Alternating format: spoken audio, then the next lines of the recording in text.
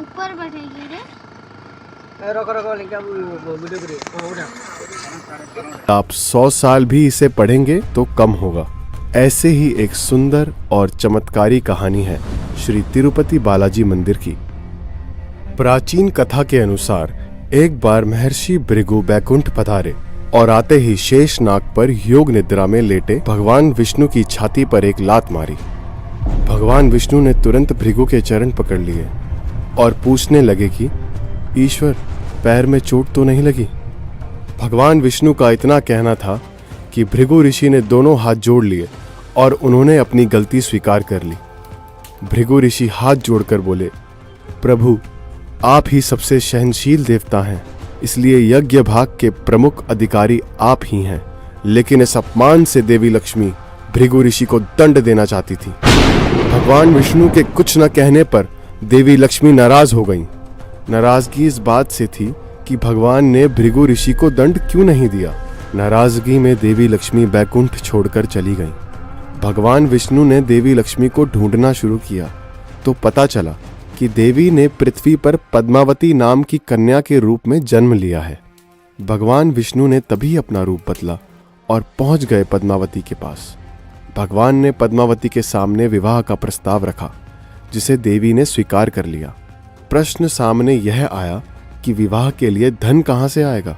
विष्णु जी ने समस्या का समाधान निकालने के लिए भगवान शिव और ब्रह्मा जी को साक्षी रखकर कुबेर से काफी धन कर्ज लिया। इस कर्ज से भगवान विष्णु के वेंकटेश रूप और देवी लक्ष्मी के अंश पद्मावती ने विवाह किया।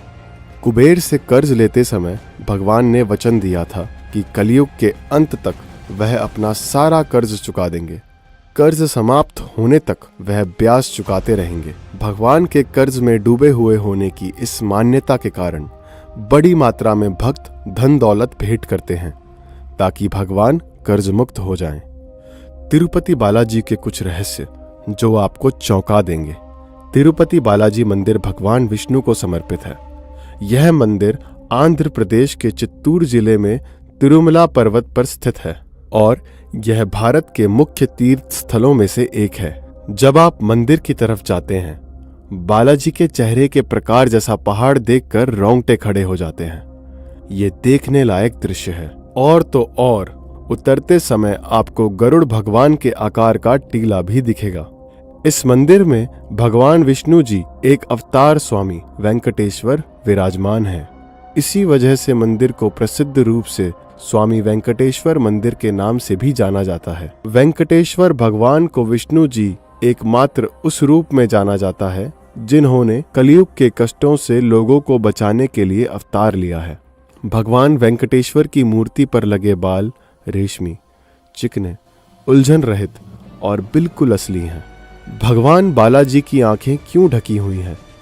भक्त भगवान की आंखों से निकलने वाली शक्तिशाली विकिरण का सामना नहीं कर सकते। इसीलिए गुरुवार को छोड़कर अधिकांश दिनों में आंखें ढकी रहती हैं, जब सफेद निशान का आकार अपेक्षाकृत छोटा होता है, जिससे भक्त कुछ हद तक भगवान की आंखों के दर्शन कर पाते हैं। तिरुमाला तिरुपति देवस्थानम (TTD) इस मंदिर का प्रबंधन देखता है। कुछ महीने पहले TTD ने पहली बार इस मंदिर की संपत्ति के बारे में बताया था। इसमें बताया गया था कि तिरुपति बालाजी मंदिर का करीब 5300 करोड़ रुपए का 10.3 टन सोना बैंकों में जमा है। इसके अलावा मंदिर का 15,938 करोड़ रुपए भी बैंकों में जमा है। इस तरह इस मंदिर की कुल संपत्ति 2.26 लाख करोड़ रुपए बताई गई है। साल 2018 से 2019 में इस मंदिर में आया कुल दान 1,214 करोड़ रुपए था। साल 2019 से 2020 में कुल 1281 करोड़ रुपए का दान आया। वहीं साल 2020 से 2021 में 771 करोड़ रुपए का दान आया। भक्त इस मंदिर में चांदी, सोने के सिक्के, कीमती पत्थर, कंपनी के शेयर और प्रॉपर्टी भी दान करते हैं।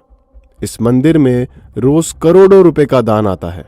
तिरुपति बालाजी मंदिर में स्थापित देवताओं की अनुष्ठान पूजा के लिए तिरुपति से लगभग 22 किलोमीटर दूर स्थित एक अज्ञात गांव से फल फूल, मक्खन, दूध, पवित्र पत्ते इत्यादि मंगवाए जाते हैं। इस छोटे से गांव में आज भी बाहरी व्यक्तियों के प्रवेश पर प्रतिबंध है। देखने पर लगता है कि तिरुपति बालाजी की मूर्ति मंदिर के केंद्र में विराजित है, लेकिन तकनीकी रूप से ऐसा नहीं है। मूर्ति को वास्तव में मंदिर के दाहिने हाथ के कोने में रखा गया है। क्या आप जानते हैं, इस मंदिर के गर्भगृह में जलने वाले दीप कभी बुझते नहीं हैं।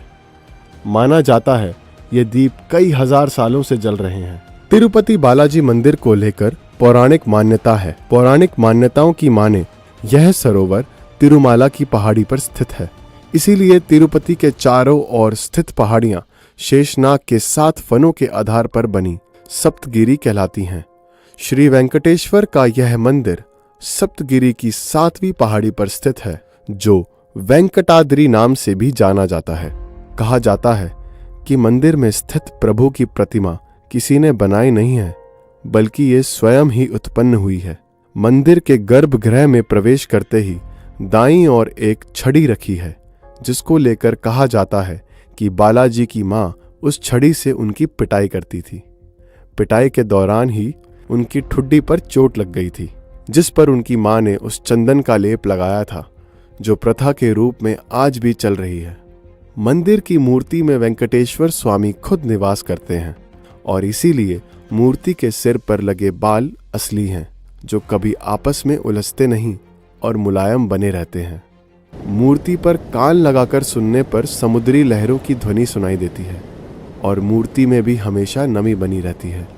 मंदिर में एक दिया है जो कई शताब्दियों से निरंतर जलता आ रहा है।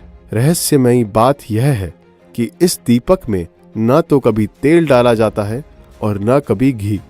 गर्भगृह में प्रवेश करने पर मूर्ति मध्य में स्थित दिखाई देती है, लेकिन गर्भगृह के बाहर से देखने पर मूर्ति गर्भगृह में दाईं ओर स्थित दिखाई देती है। वेंकटेश्वर स्वामी की मूर्ति पर पचाई कपूर लगाया जाता है। विज्ञान की माने तो पचाई कपूर लगाने से पत्थर कुछ समय बाद चटक जाता है, लेकिन वर्षों से तिरुपति बालाजी को यह कपूर लगाया जा रहा है, लेकिन आज भी मूर्ति एकदम सुरक्षित है। हर गुरुवार को तिरुपति जी का चंदन श्रृंगार किया जाता है और जब चंदन लेप हटाया जाता है तो मूर्ति के हृदय के पास माता लक्ष्मी की छवि उभर आती है। ऐसी मान्यता है कि माता लक्ष्मी बालाजी में ही समाहित हैं, इसीलिए प्रतिदिन मूर्ति के श्रृंगार के समय नीचे धोती और ऊपर साड़ी पहनाई जाती है। तिरुपति बालाजी की मूर्ति एक काले पत्थर से बनी है, जो देखने में एक जीवंत मूर्ति दिखाई देती है। गर्भगृह का वातावरण काफी ठंडा रखा जाता है, उसके बावजूद मूर्ति पर पसीने की बूंद उभर आती है। मान्यता है कि बालाजी को अत्यधिक गर्मी लगती है, जिससे उनकी पीठ भी हमेशा नम रहती है। मूर्ति के पैरों से पानी की एक धारा बहती है, जिसे विराजा नदी कहा जाता है, जिसका उद्गम अभी तक ज्ञात नहीं है। तिरुपति बालाजी उन जगहों में से एक है जहां आप जो मांगो